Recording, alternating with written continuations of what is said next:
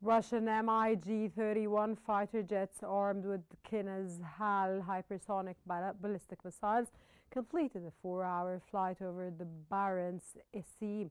The drills begin Friday amid heightened tensions in the Russian-Ukraine war and just days after Poland reported shooting down suspected Russian drones over its territory. The Kinzhal Dagger missile can carry both nuclear and conventional warheads and has been previously deployed by Russia in strikes on Ukraine.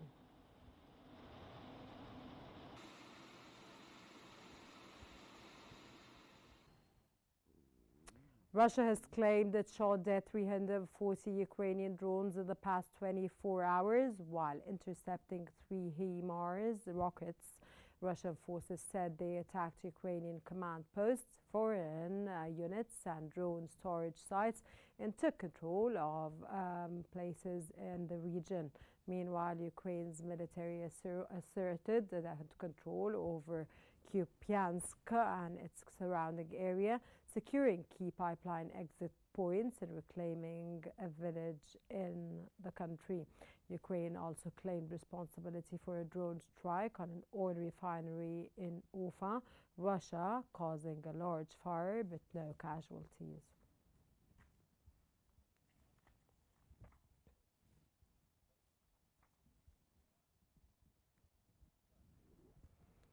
Moving on, Kim Yo-jong, sister of North Korean leader Kim Jong-un, has warned that the upcoming joint military drills by the United States, South Korea and Japan could lead to negative consequences for the participating nations. The annual Freedom Edge exercises, set to begin Monday, aim to strengthen aerial, naval and cyber capabilities in response to North Korea's growing missile and nuclear threats. Pyongyang has long condemned such drills as invasion rehearsals, though Washington and Seoul insist they are strictly defensive. Past exercises have often been followed by North Korean weapons tests.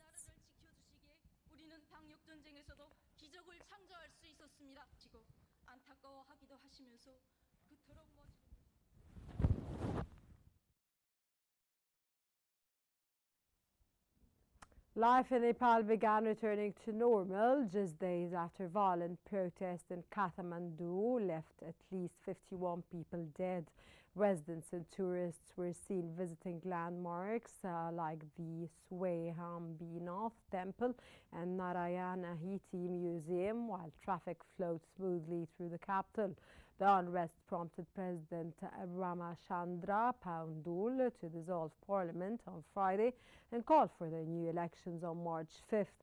The crisis also led to a historic moment, the appointment of Nepal's first woman prime minister, former Chief Justice Sushila Karki.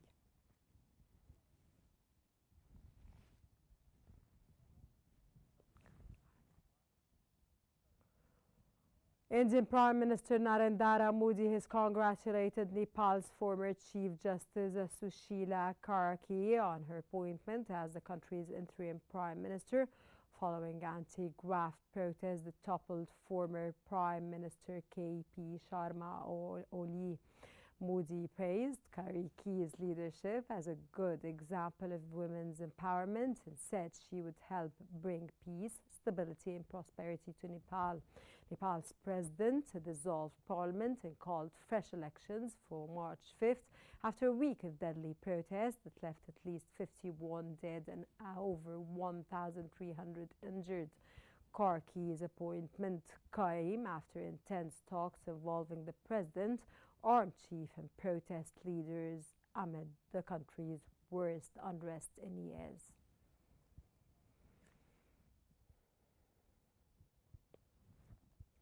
Protesters gathered in Franklin Park, a Chicago suburb, following the fatal shooting of Silverio Villegas Gonzalez by U.S. Immigration and Customs Enforcement (ICE) agent during a traffic stop.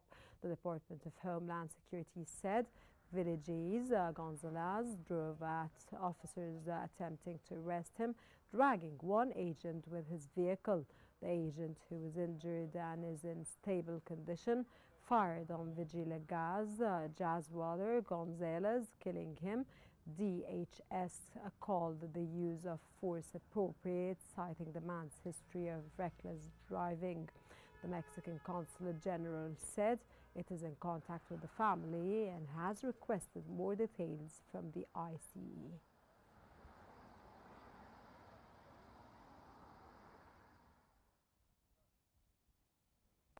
12 Pakistani soldiers were killed in an ambush by Islamist militants in South Waziristan, a mountainous region near the Afghan-Morgan border. The troops were traveling in a convoy through the Badr area when they came under heavy fire.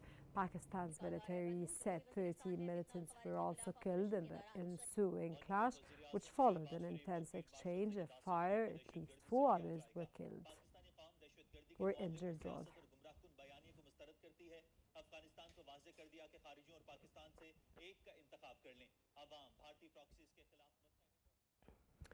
Pope Leo XIV has celebrated his 77th birthday, greeting thousands from Vatican's papal apartments.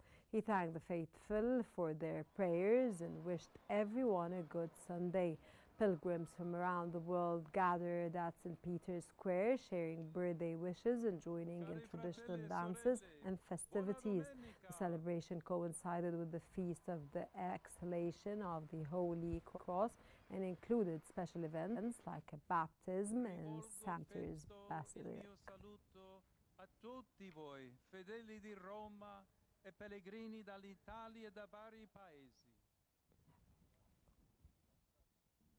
The 200-year-old canal of Kapakala, built by the Zinc ethnic group during the Qing dynasty, continues to irrigate over 22,600 hectares of farmland in the country.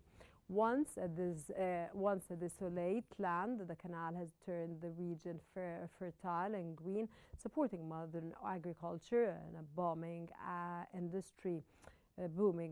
industry. Innovations like a land-based recirculating system now recycle water enriched with fish waste to fertilize crops, boosting harvests. Local hail the canal as the mother canal for its vital role in sustaining life and livelihoods for over 2 centuries.